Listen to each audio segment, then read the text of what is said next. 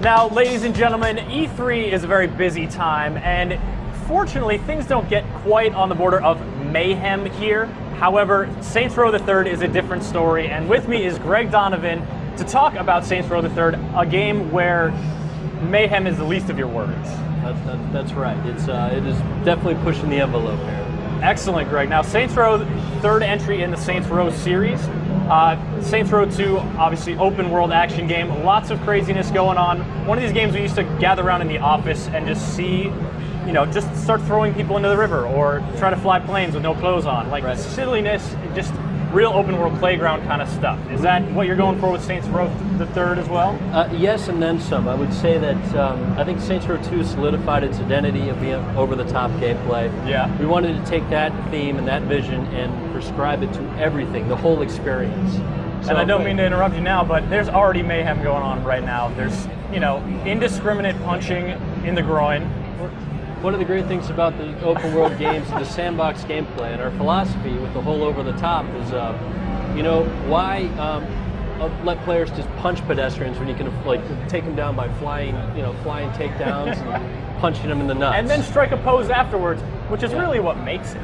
There's a certain unique blend of humor that is very indicative of the franchise, and it certainly comes off very well, we think, in this third iteration. And just one of the things that makes it such delightful mayhem. Now, what we're watching here is a big length of excellent B-roll you guys have brought by.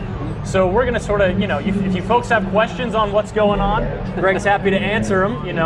If you want to know why did he just have giant fists? What was that blue dangly thing that he just put away? Well, the whole philosophy is why give players a baseball bat? We can give them a giant phallic weapon. It's a lot more fun, again, hitting the over-the-top theme, fits in the universe.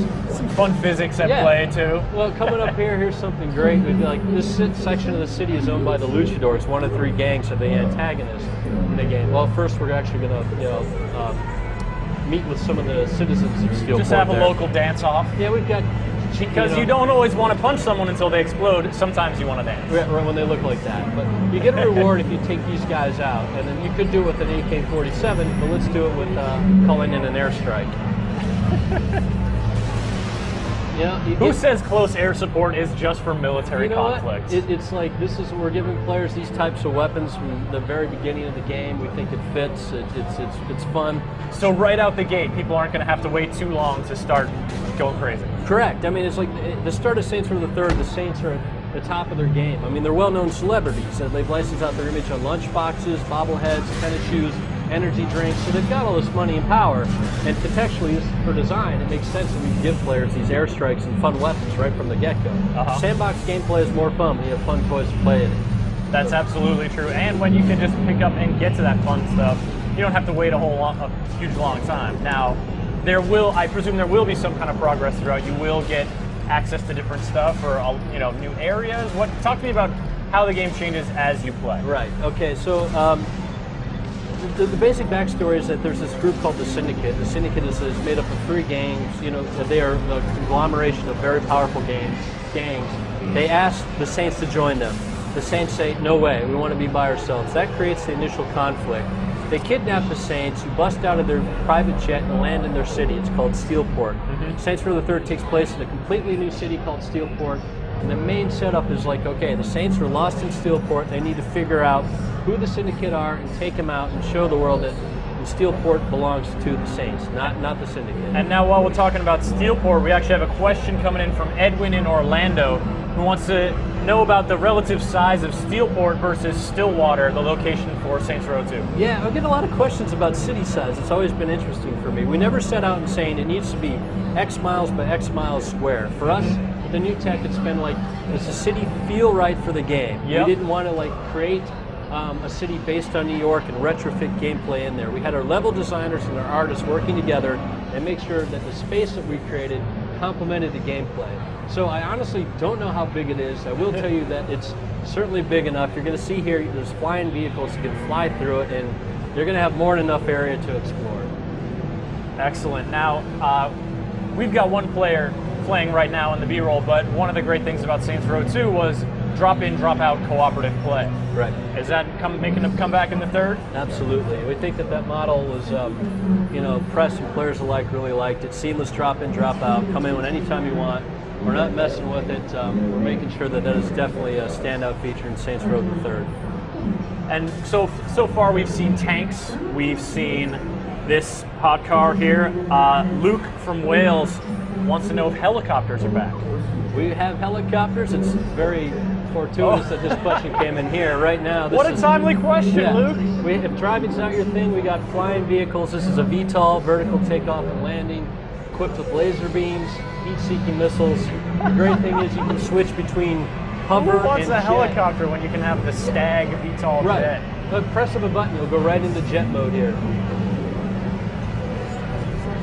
This thing's incredibly fun to fly.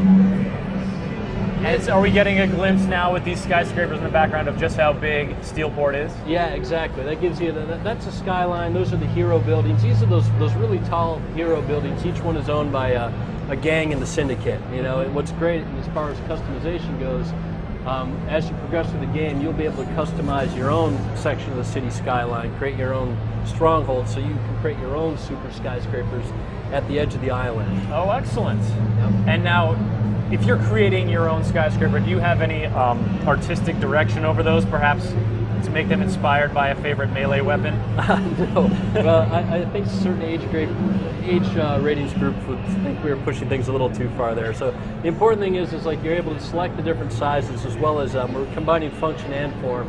So you'll get like a helicopter pad as part of your upgrade. You're laughing. And now we're getting a couple of questions about, how many different kinds of vehicles are in there. And we've talked about a couple, but then to see these preposterous get-ups, I mean, it seems almost the question is, hard to answer because what is this giant cannon on the back of this? This is Professor Genki's super ballistic manifold. You can suck up pedestrians and then shoot them out. And Professor Genki's is a persona in the Steelport. In Steelport, he runs an underground activity called Professor Genki's Super Ethical Reality Climax Show. This is one of his vehicles. You can suck yourself up and shoot yourself out as well as your co-op partner. These are the type of over-the-top weapons that we think are very unique, not only to other video games, but even Saints Row 1 and 2. Yeah, I can't say that a portable human catapult with a Cheshire Cat face is something I've seen before. And that's a good thing.